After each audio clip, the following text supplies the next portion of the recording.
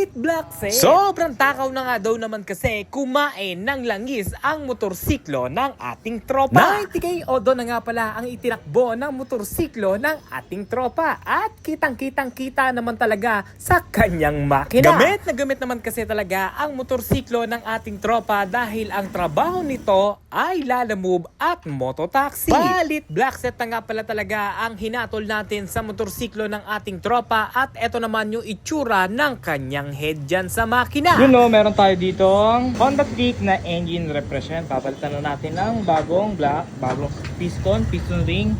Set na yan mga tropa. Tapos ang odo nito is 90 plus odo.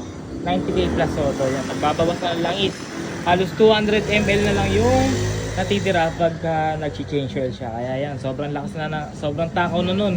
Kaya papalitan na natin ng piston at piston block. Tapos syempre yung head niya dililinisan na maayos dahil carbon na talaga, makarbon na talaga. You know?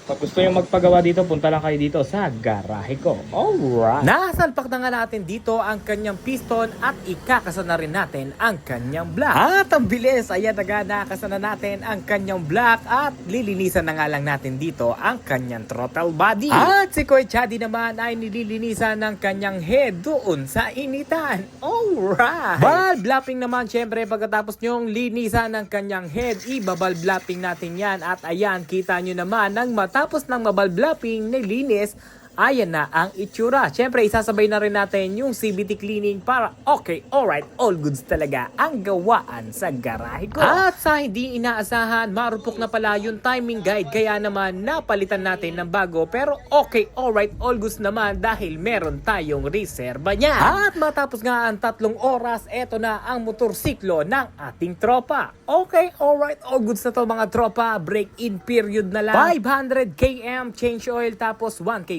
na ulit. At para sa mga tropa natin gusto rin magpa-engine refresh mga tropa, dito lang yan sa Taguig. I-search nyo lang yung Garahe Ko Motor Care. Alam nyo na yan. At syempre malamang sa malamang isang tropa na naman ang uuwing masaya. Alright!